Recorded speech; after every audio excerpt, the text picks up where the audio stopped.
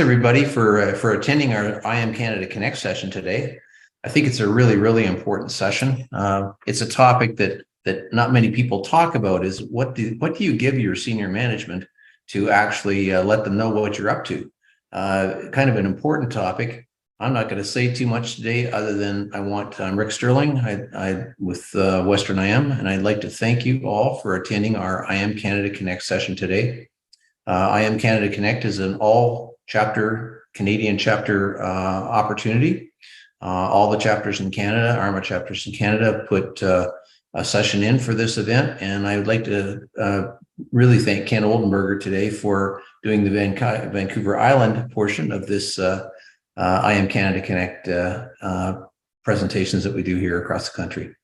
And I'm not going to say much more. The bios, Dave Young, Stacie Barclay, and most everybody knows Ken already. So I'm going to say thanks to all of you for doing the session today. I'm really looking forward to it myself, and I'm going to turn it over. I'm going to go dark here and turn it over to Ken. Hi, everybody. So what we're going to do today is Dave, Stacie, and I will each have a quick chat about the concept of annual reports, and then we're going to initiate an open discussion. So we're hoping to have about a good 30 minutes to kick it open to everybody, so that we can get feedback and we can talk about things. You can disagree about some of the things we can talk about. You can suggest approaches. You can point out things that we didn't even think about. Please, anything. So we'll be taking notes on these. It certainly helps if you throw stuff into the chat, so that it's recorded, and then we're going to have that chat available to us afterwards. I'm going to take the notes. I'm going to write up. I'm hoping to be able to create something like a how to do annual reports, and then give some suggestions and some parameters around an annual report. And then we're going to distribute them. I think we might even send them directly to the participants, but certainly they'll be on the IMConnect website as well for access. So we are going to start off with Dave Young. So Dave, let us hear it. Okay. I'm just going to start off by saying that the title of this, what does the executive need to know? And I think you've also got to think about, what does the executive want to know? And when it comes to records management and annual reporting and reporting to these executive in general, sometimes you're given a prescribed format, and the range of choices how you're going to present your material is very structured. However, within that structure, I think there's a number of points that I think you should address that I think the executive will want to know. At least that's my prejudice. And so I'm just going to go through about 6 points that I think you'll want to include in some fashion in annual reporting. Number one is operational performance. What were you trying to do and what you actually did? So this is where we can get into the weeds of metrics and how and what we measure to gauge the effectiveness of the records management program. And I know we'll get into those weeds during the open discussion, but most of those weeds is not appropriate for inclusion in a report to the executive, except in summary form or to illustrate a point you're trying to make. So more of a dashboard than swamping them with the greatest data that you can show them. But you also want to have this data in your back pocket to back up any assertions you make, especially if the executive challenges any of those assertions. So operational performance is one topic that you want to include in that report. The second part is, how does that contribute to progress on the strategic plan? Every organization should have a strategic plan that guides the development of operational plans. So when it comes to your operational reporting, what do we do operationally? What we do operationally should be able to be traced back to the goals of the strategic plan. And if it doesn't, why are you doing it? Now, if you do a search for the University of Victoria, where I work, you'll see the strategic plan. We're very proud of it.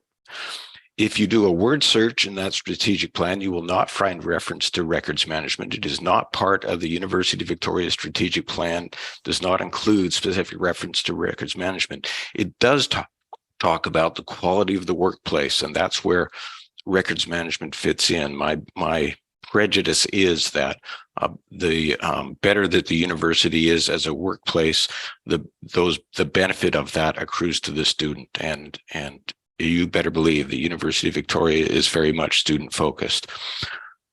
Next point is what financial impacts your program might have. Why? Because money always counts. Typically, a records management program will point to cost savings through efficiency or space savings or something like that. And it'll be soft dollars, meaning there's an assumption that because we're taking less time to do something that we've saved money. Now, what will get more attention is if you're not spending money that was budgeted, and space savings is a good example of that. If you've got previously occupied by file storage, and that could be physical file storage or digital file storage, if we've saved the cost of a server because of appropriate implementation of our retention rules, we've cleaned up a file room. In fact, we don't use the file room anymore because of the application of the retention rules plus the digitization of the program. We can point to those as well. The next point is how key risks to the organization are mitigated. Now, just as with a strategic plan, most organizations, or your organization, may have established a risk register. So how did the records management help address those identified risks? At the university, the risk register is actually an entirely separate activity unto itself. We contribute to we see that the risks that have been populated or are identified for the entire university are there, and we identify those ones that are appropriate for that involve records management. The risks that involve records management, we make sure are highlighted in the risk register, and then we also talk about how we're going to mitigate that through the application of the records management program. And I think Ken's going to talk more about risk specifically. Next point is how the records management program contributed to compliance with relevant laws and regulations. Now, this should be a fairly straightforward connection between retention rules and security requirements and the regulatory environment in which the organization resides. There will be echoes between this information and the risks we're mitigating, i.e. the risk of not being in compliance with relevant laws and regulations. But essentially, we're saying, if you apply the retention rules appropriately, you're getting compliance by coincidence because those retention rules are all built on the relevant laws and regulations. And then the last thing is, what is the future? What are the plans? What are the priorities for records management? And this should be fairly straightforward, even if it's just more of the great work we're already doing. However, it's also an opportunity to point out potential risks or challenges that may exist in the future, especially anything that you may want to come back to the executive with for decision on. We're thrust now, courtesy of COVID, into a new digital environment that's been accelerated incredibly. How is records management going to meet that challenge? That's something that ultimately we're going to have to go back to the executive on. So we want to make sure that they're aware that this challenge exists now, because at some point we're going to want to come back. So no matter what the form it takes in your annual reporting to the executive, and there will be more or less to say on each of those points, but I think those are the kinds of things that typically an executive will want to know, and will want to know about each unit so that they compare one to another and get a sense of where the organization as a whole is at. So with that, I'm going to switch over to Ken, I think. Excellent. Thanks, Dave. I threw the 6 points into the chat so people can keep them in their minds and review them in their minds. Just the title of each point. So I've got a few very quick items that I wanted to talk about. Dave mentioned risks. I have a list of common risks that all organizations face with records, with having poor records management versus healthy records management. So I'm going to include that in whatever template we send out. This is not something that I suggest you have the common risks added in all of your annual reports. That's not why I'm doing this. This is something to have in your back pocket. I do also think that you should be looking for specific records management risks, and Dave alluded to that in the risk registry. Things to keep an eye out for would be things like A lot of the risks seem to pop up around vulnerability of records. So things like poor storage of physical records. And I have tons of horrific anecdotes that I could share with you. But I won't get into it because we're pressed for time. Non-existent or untested backup procedures for electronic records. I see this way more than I should. Or just poor security for any type of record, electronic or physical, and then having your vital records identified and in a disaster recovery program or business continuity plan, that sort of thing. So those are important things that specific risks you should be mentioning in your annual report, I think. You can disagree with me if you like. A couple of the things that could be added to your annual report, but might not happen, is what events happened during your annual year, during your year. Were there events that had an impact or required a response from your records management program? So we've got all kinds of things like COVID required a response, information incidents, privacy breaches, obviously, but then there's other things too, like did you have a strike? What impact did the strike have on your records management? How did you handle that? Lawsuits, obviously lawsuits. You might want to talk about FOI. What kind of FOI impact or the response to FOI, what impact is it having on your records management and vice versa? All right. So how was your organization's records and information management program affected by these things, stressed by them, challenged by them? And again, if you didn't have any events, don't worry about it. Don't include it in the annual report. Similarly, project progress. So if you have a project that is ongoing and maybe it's multi-year, or maybe you have a strategic plan specifically for records management, where are you in that process?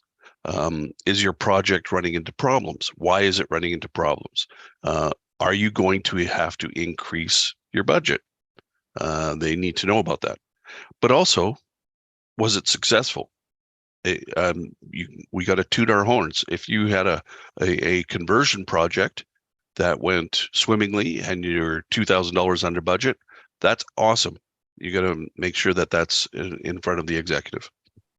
That's kind of the little bit that I wanted to say was the risk, the events, and the project progress. Now I'm going to fire it over to Stacie to take over. Wonderful, thank you.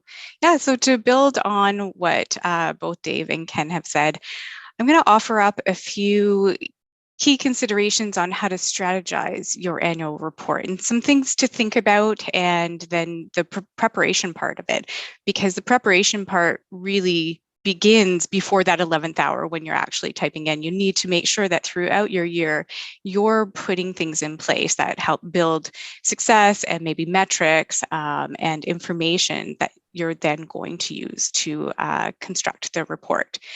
So some areas to think about when you're considering the report: just make sure that your annual report it demonstrates the ability of your program to be agile and the preparedness of your program. I'm thinking, we can all use the common example of COVID. How was the records management program prepared and agile to be able to respond to that? I know in our organization, on top of COVID, we also had quite a considerable water leak on top of that. So how are we agile in both in events happening at the same time to be prepared for that? Really being able to respond to the unanticipated challenges that arose throughout the year, both within the program and across the organization. The next one is to know your audience. We know this, but it's really good to keep remembering this. Know the audience. Your audience is executive, and they're going to really want to understand what's in it for me. So at the end of the day, their job, their responsibilities. How is the RM program supporting them, advancing the work that they need to do in their strategy or their strategic priorities in their plan? Brevity. I can't underline this enough. I go back to what I've written time and time again and just keep cutting it down. As records professionals, we could talk about records for hours, and we love to, and we can get tied up in that.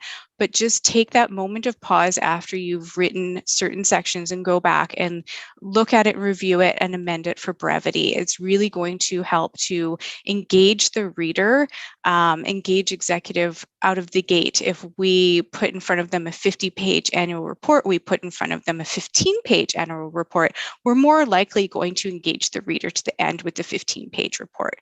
We can say what we need to say, but brevity is key there.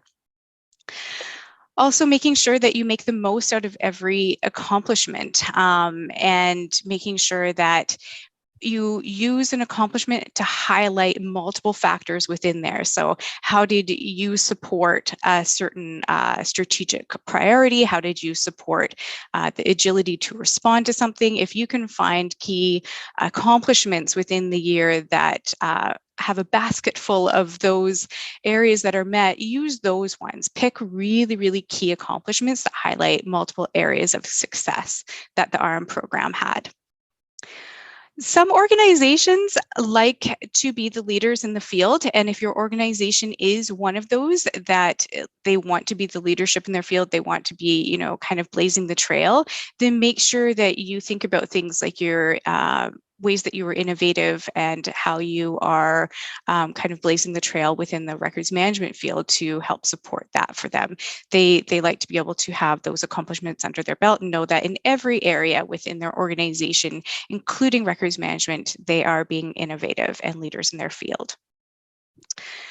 Also, make sure that they understand what they didn't know that they didn't know. Records management is a deep field, and so it is really nice to make sure that when we're writing it, we're not assuming that they know certain aspects and key deliverables that we have of our program. So just when you're going back through what you've read, again, you're reviewing it for brevity, review it to make sure that you're not making any assumptions that shouldn't be there. Emphasize on your role as a stakeholder across the organization. So they may not, and this is a really good opportunity to underline just how many touch points and integration you have into all of the program areas and the corporate services within the organization. They may not know that when they go for software implementation, that you are a technical advisor on all of the main business application software systems that are being considered, right from drafting the technical requirements of the RFP to the selection process. So you want to make sure that you also bring out those accomplishments as well and emphasize how you are a stakeholder within the organization. Discuss the roles and responsibilities that the program has in solving corporate issues. For example, if you're implementing a compressed file version program that allows building inspectors to go out into the field and be able to access the plans with on-site, then that's a really great accomplishment. It's really going to put the boots on the ground where your accomplishments are benefiting the organization day after day with some of the large program areas that they have. Know your organization's pain points. We know this one, but it's always good to remember that. Know the pain points so that you can discuss how you are either helping to solve or have solved some of those pain points. Also be choosy. Use key accomplishments that demonstrate the breadth and variety of involvement in large-scale corporate projects. Using that example again, like I was talking about with the software implementation, really think about where you can use those examples that show your breadth of involvement. So preparing for the annual report, like I said, it begins before you go to actually start typing it. You want to think about it the year before. So you want to revisit or develop your records management program mandate so that you can draw the visionary connection between the program's mandate and the strategic priorities within the strategic plan.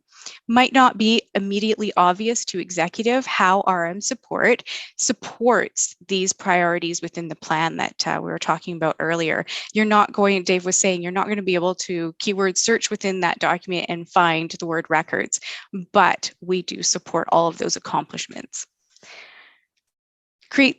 just create those stepping stones in between them for them. So you're walking them along that connection. Create it in a way that, one option could be to create it in a way that cascades down. So you have this cascade effect within the report, going right from the strategic plan to the priorities, to the RM program mandate, to the accomplishments that you have done that year and the deliverables. Quarterly reports and reviews of your work plan work really well to make sure that you're agile in response to the work that you're doing, and you can course correct throughout the year to allow things to stay on target. So you have those accomplishments at the end of the year and you're not scrambling to try and get them done. And also create frameworks to compile metrics throughout the year. So like we were saying, don't go too heavy on the metrics, but you do want to highlight a couple that are really easily digestible. So 1 or 2 meaningful metrics. And so what is a meaningful metric to executive? I'm sure everybody's thinking. An example of that would be, rather than the number of boxes that you've dispositioned, which is a great metric to have, and we all love to see that. And as records professionals, we all know what that means. Present that in a different way in the report. Think about maybe crunching the numbers for the office space regained.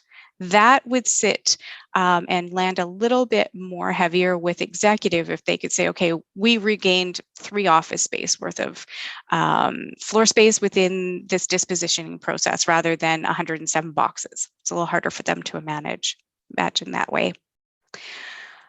Yeah, and also we always want to promote that we will do self-assessments to measure the program effectiveness within our scoped area. So not only does that support the principle of accountability, it illustrates the visual values of the RM program and feeds into our future priorities, which should be that final component within the annual report where you discuss what's coming in the future. What are you planning to do? And looking at some of the things that came out of the self-assessment, you can build those into your priorities for the next year. Thank you. All right. Sorry, what was that last one? I'm turning self-assessment, planning for the future. There we go. All right. So one of the things that was good. We went through that pretty quick, which is good. One of the most important questions that I was going to ask. Sorry, let me get this done. There we go. One of the most important questions that I was going to ask, and I'm going to start throwing it open now, is should you have kind of an annual report for yourself, for your RIM program, and then a condensed one that is aimed directly at executive? And the reason why I'm kind of leaning towards saying, yes, it sounds like extra work, but when you have that complete package in your back pocket, you've got everything and you can pull it out if you need to. And it'll include things like boilerplate, like your mandate and stuff like that. So let me throw it open first to the panelists and then to everybody. Well, I'll just chime in and say, yes, I think that's the way I do it. I'm collecting anecdotes. I'm collecting the statistics. I'm collecting as I go along. And then basically I create the vomit draft, which is way too large for anybody to have a look at, and then I pare it down as Stacie suggested. Do that review, that pass for brevity.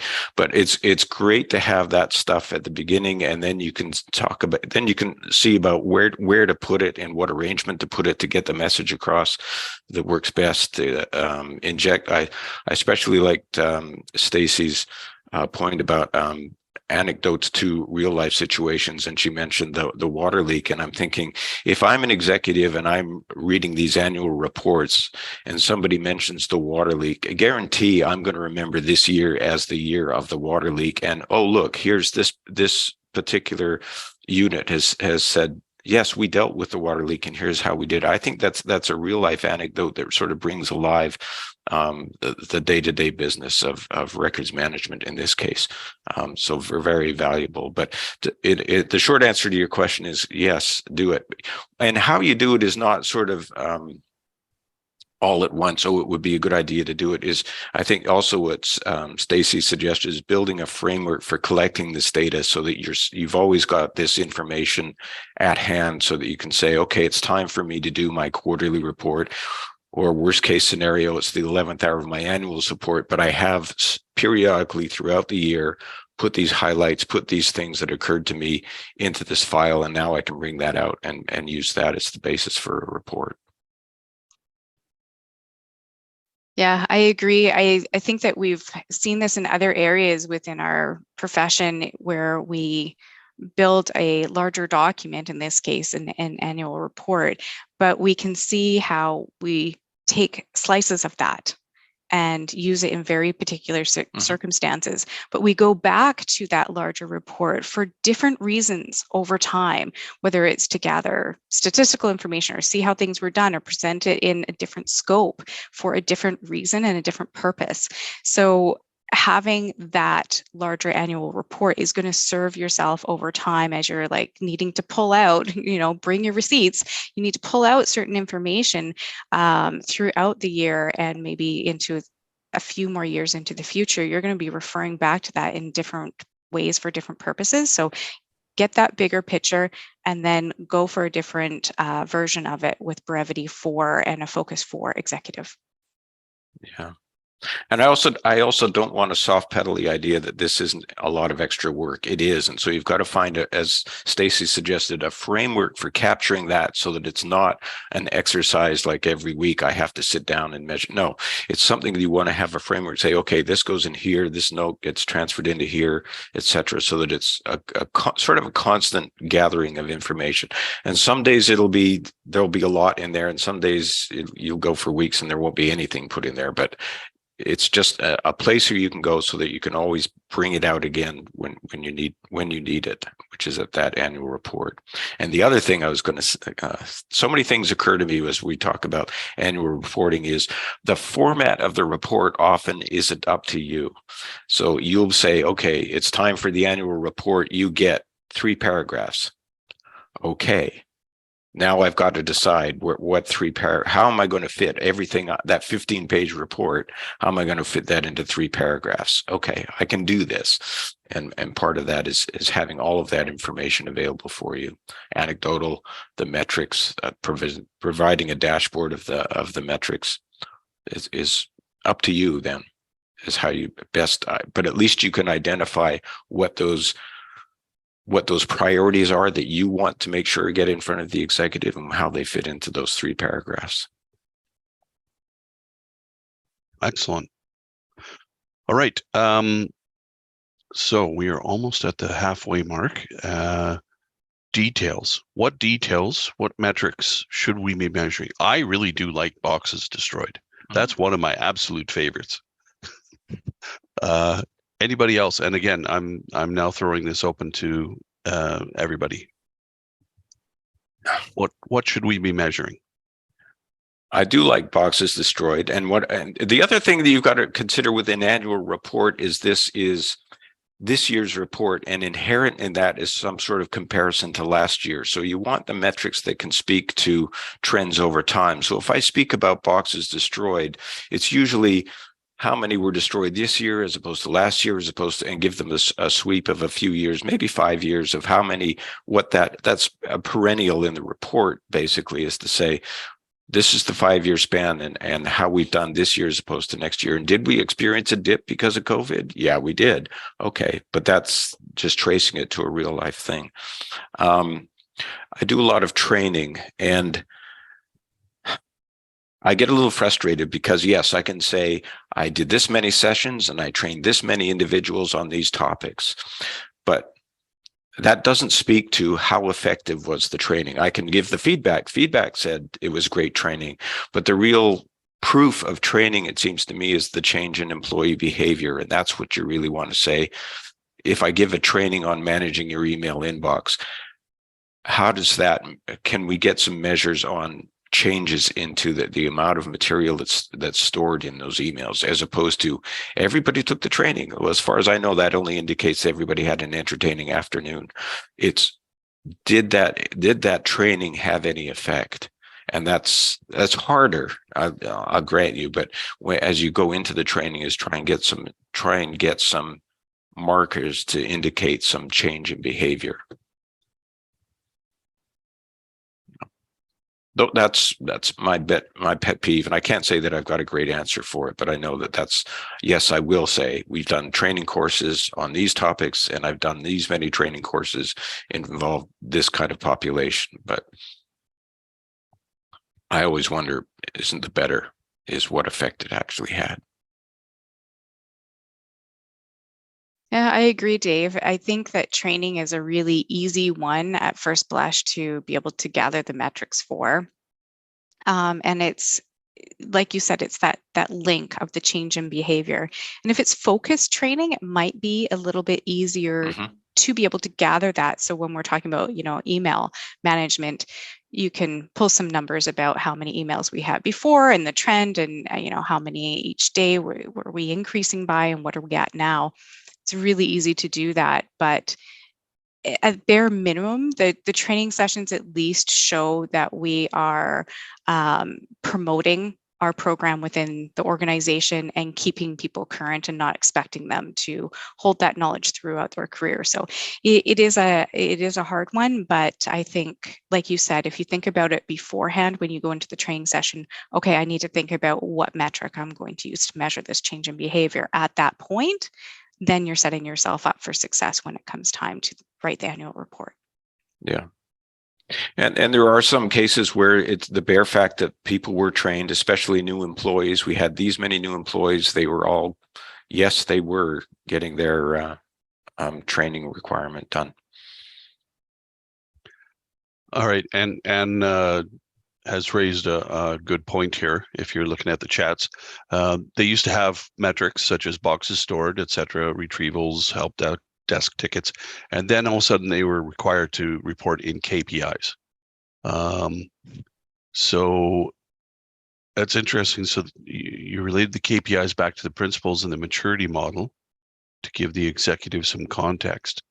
That's so there's a couple things there. One is the concept of KPIs, and the other one is using the principles and the maturity model to give a measurement, which I love. I love the principles and the maturity model, but it's not the easiest thing in the world to get those numbers accurately and consistently.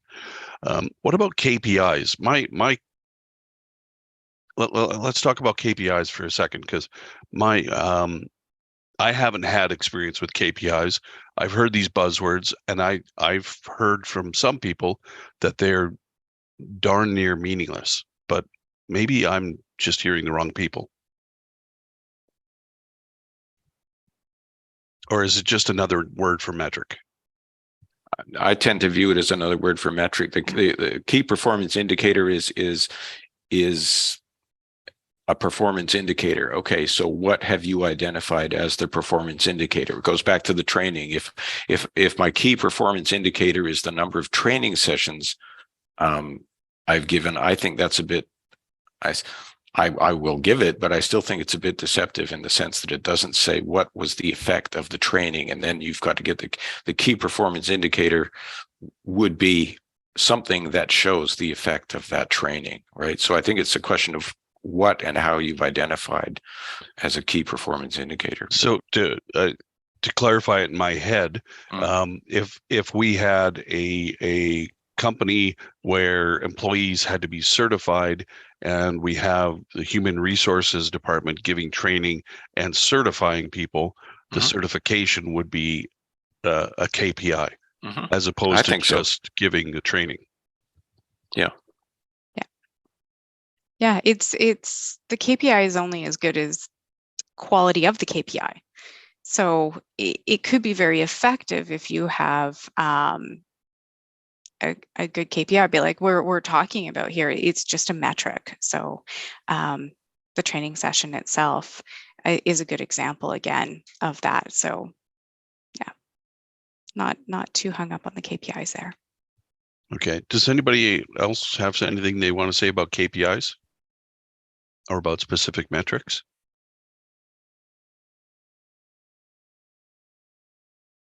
I wanted to add a comment on KPIs, Ken, if I could, and that is that every project I've ever been involved in that required KPIs, it was almost impossible to try and find the KPIs to put into the project.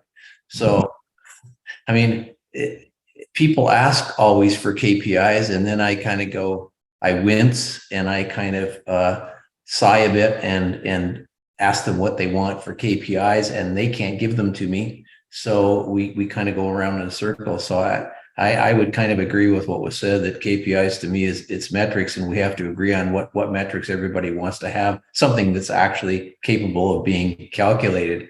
It's kind of a wistful KPI is kind of a wistful thing in my experience over the last 20 years.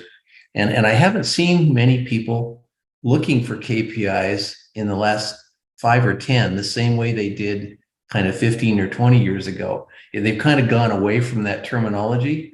And maybe as Dave and Stacie both said, it went back to, okay, metrics is what we're looking for here. So let's just give some metrics in the presentation. So that's all I wanted to say about KPIs. I never get too hung up on them because they're almost impossible to try and come up with that makes sense to everybody in the organization. So Brian and Peggy put a couple of interesting comments down. And Peggy seems to be speaking with like Rick. Brian, I really like that idea. And this kind of touched on some of the things that we talked about.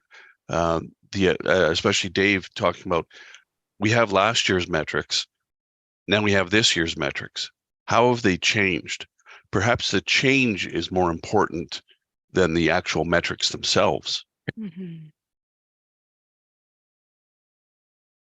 And easier to report on. Like you can say we've had more box destructions rather than saying, I don't know. Okay. So it kind of looks like we need to just pick something and report on it.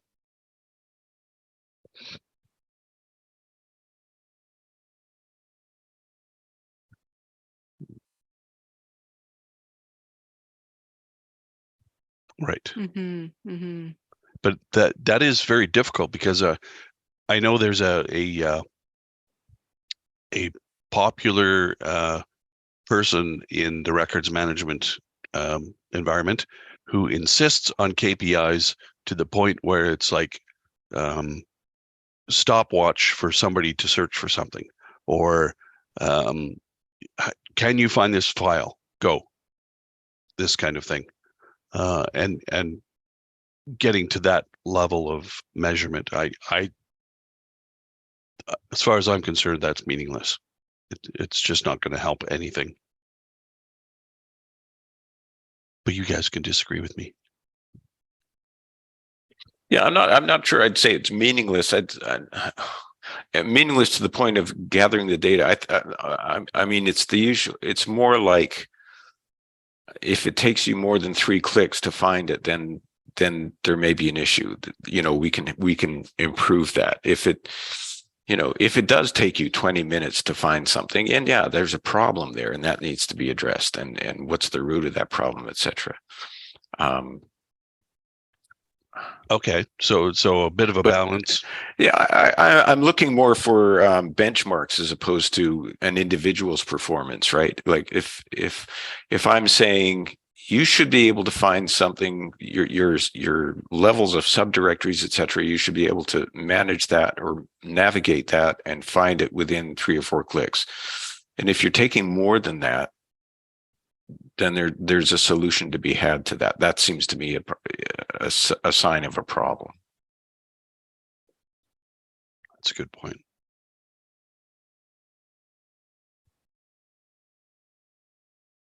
All right. Hi, Carolyn.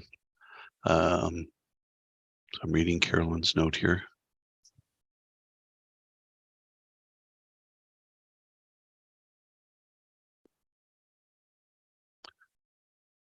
Yeah. Okay. So I am going to remind myself that we're building like the first iteration of a template or an instruction thingy here. So I'm not going to try and get it perfect the first time. And certainly this is the kind of thing that can change over time. But as long as we give a direction that is logical and can provide some consistency into the future, it'll be a good thing. So certainly in future iterations, we can figure out better metrics or better ways of reporting on metrics, or if we need KPIs, that sort of thing.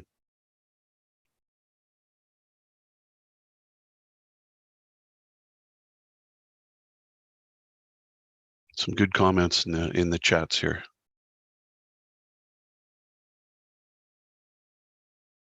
And it does kind of come back again to the strategic plan of the organization and the risks that the organization might be facing, that kind of stuff. So how are we addressing that? And how is that reflected in the metrics?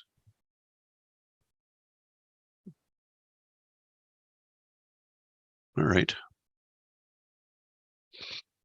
So any questions? Does anybody want to throw out a question?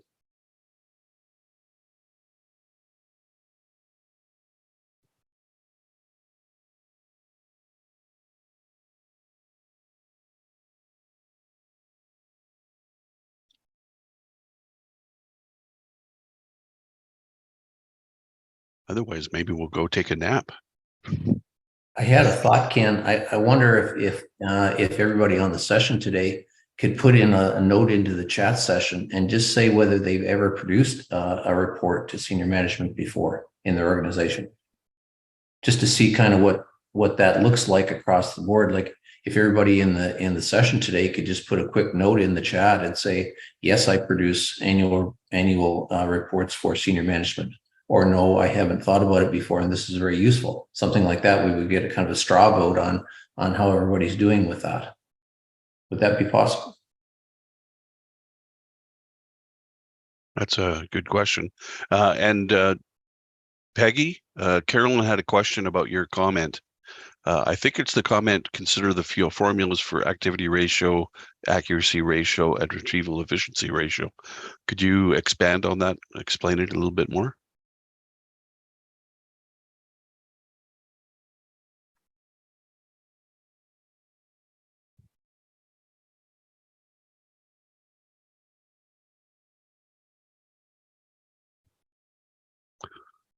Wow, actually quite a few people are, yeah, I think we need special permission to get your audio working. Troy, can you turn on Peggy's audio? I don't know if it's possible. Yep, 1 second. There you go. All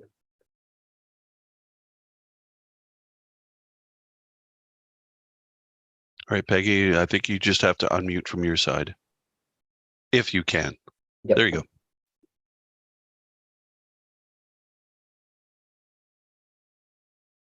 Is it working now?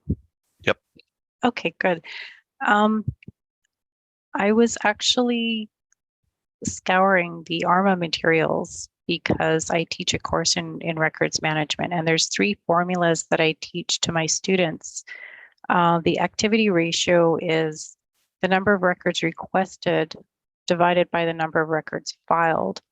And that gives you an activity ratio. It tells you, you can compare that from year to year so that you can tell whether the activity is increasing or decreasing. An accuracy ratio is the number of records found over the number of records requested. So that kind of gives you an accuracy ratio so that you know whether you're able to find records when you're looking for them, or is there more of a challenge looking for records? So if that number increases, you know you're having more trouble finding records.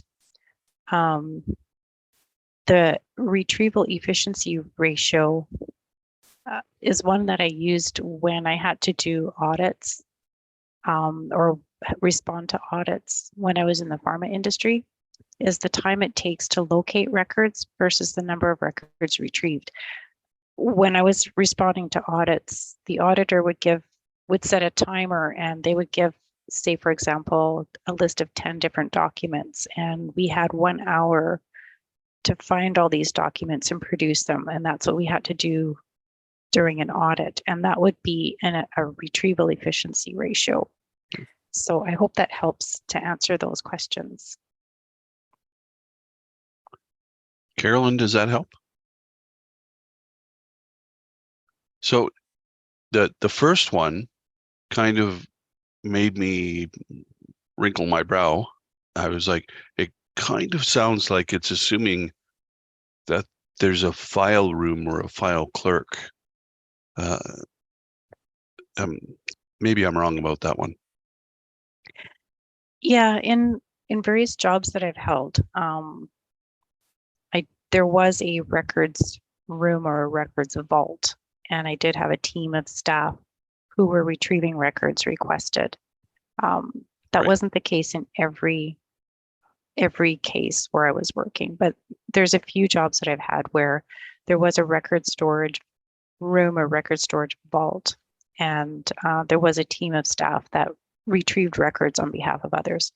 Most places don't seem that I've worked, I'll speak for myself, didn't have that level of security. I think it really depends on where you're working.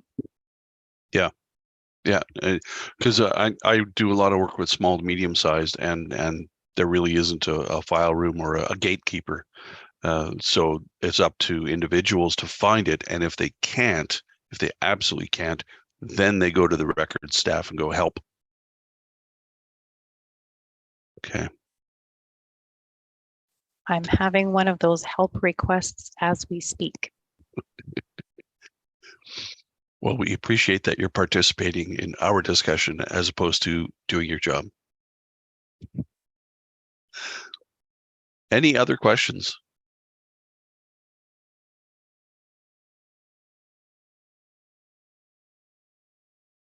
I had a question, Ken, and to everybody on the panel, and that is, who do you actually report to in senior? I mean, and this is just not specifically in your case, but who do you want to get this in front of? Who do you want to make this real to in senior management? Do you want to take it right to the very top of the heap? Do you want to? What is the kind of, is there a rule? Is there a use case that makes it better to go somewhere than somewhere else? I mean, if you're working for legal, is it better to try and get it to the general counsel, who will then take it to the board? Or I'm just thinking out loud here about what is the right kind of process to use in trying to get your report to this hard to do report you've spent all year building. Who do you want to get it to in front of, I guess, at that point? Yeah, I can go first. I really want to get it in front of our senior management team and our highest position, or our organization is our CAO. So I want to get it in front of the CAO, but really I want to scope it and focus it on our senior management team, because they can affect a lot of change and promote a lot of what the program is doing and our mandate and what we're going to be doing the next year. They have more of a touch within their own business units to be able to do that promotion and affect change within their own staff. So I want the CAO to know, but really the executive that has more of a touch would be our senior management team. And if in my organization, I report to our corporate officer, who is also our manager of legislative services. So that's pretty good. That's pretty direct reporting structure. So that's not too bad. Dave? I was going to say our executive is vice presidents and the president, and I just echo Stacie's comment of, sure, if the president wants to read it, that's great, but I know it's the executive team that's actually going to be looking at it and saying and trying to relate it to their own areas especially, and saying, is there any echoes here for what my team is responsible for? And it's that where I get the unexpected phone call from a vice president, which does not happen every day, but typically it's after a report to the executive, and they'll just ask some innocuous question, but you can see that you can tell there's something on their mind that they want addressed, and so that conversation can sometimes lead to a project or something like that we try to address. Or certainly I'm clicking my heels because now records management is at the front of brain of one of the executive, and that's a good thing. And that speaks to addressing the reader as acknowledging the reader in the writing of the report. I think Brian Heights made the comment about telling a story that they will relate to, and I think that's a real important consideration to do. In terms of the reporting, I report to the archivist, who reports to the librarian, and also to the university secretary for records management, and the university secretary sits on the executive.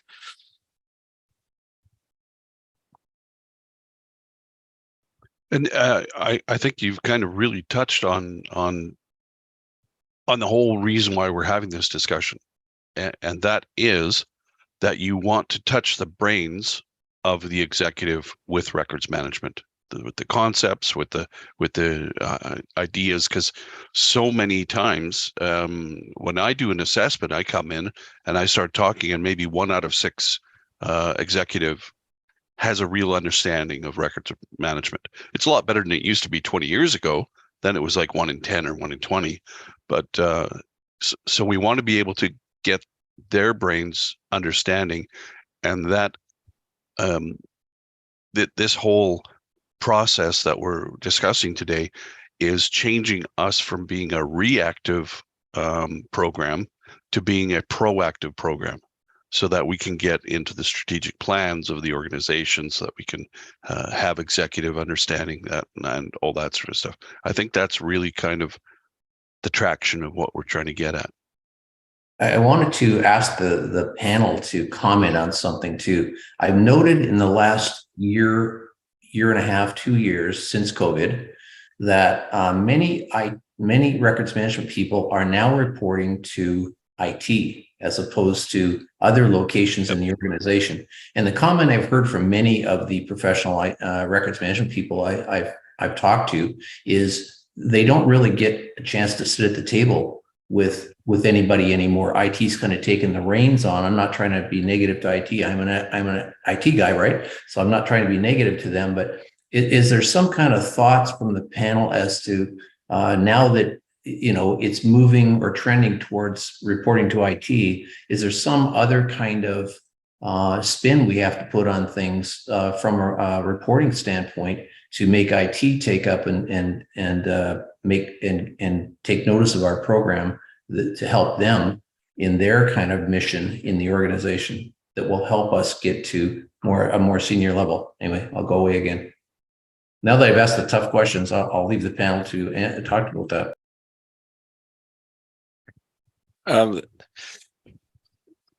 IT can be some of my best advocates out there, my best allies. I am totally separate from IT, and I sometimes get frustrated when I look at the workforce that's assigned under IT as opposed to the workforce that is me, that is assigned to records management. But nonetheless, it's because of the product of exercising the retention rules that cuts down on the amount of data, because we've now given them leave to, in fact, the requirement to clean up these information systems that have been sitting dormant for so long.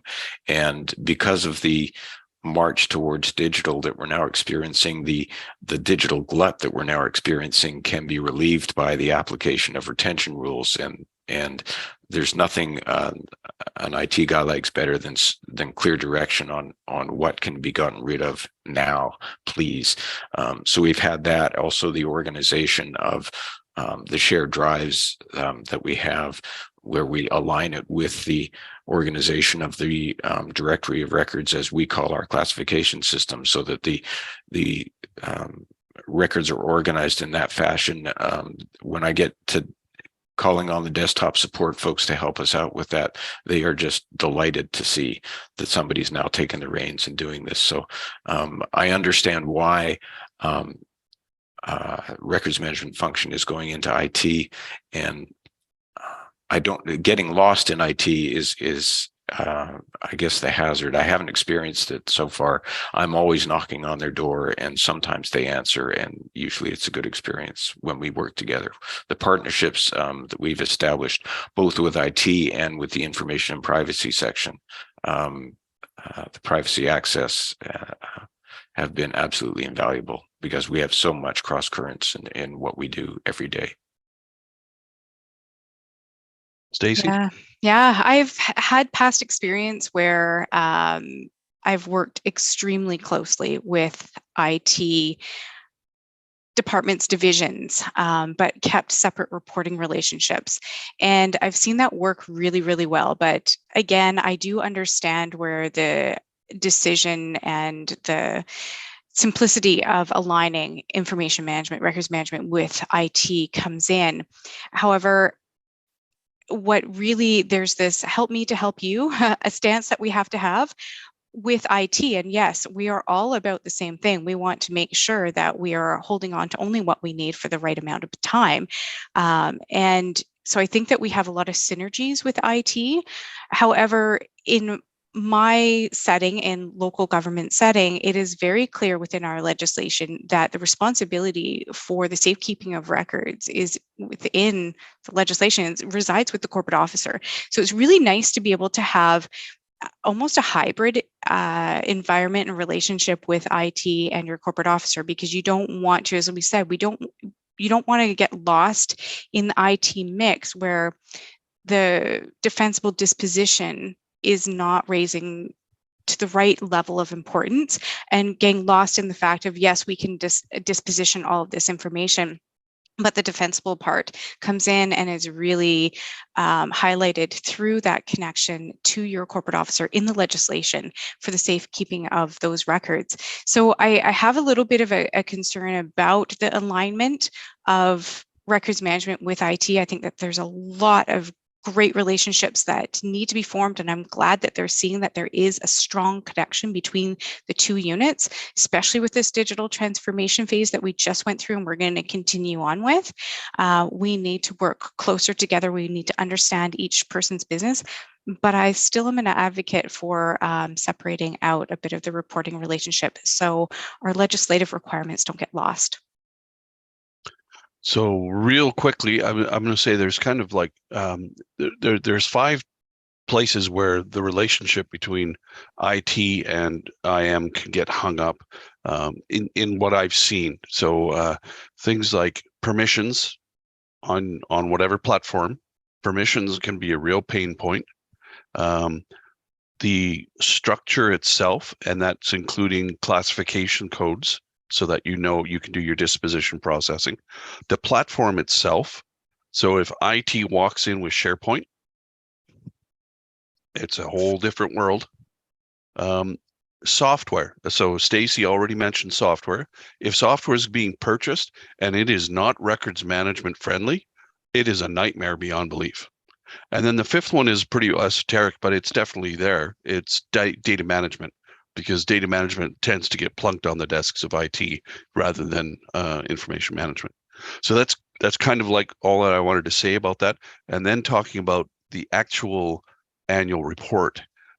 So if you're below, if you don't have direct access to somebody who can give the information to executive, like if your IM department is under IT, or under finance, or under legal, you might have to sharpen your elbows a little bit and get in there and go, this needs to be, I need to have 3 paragraphs in the annual report for records and information management.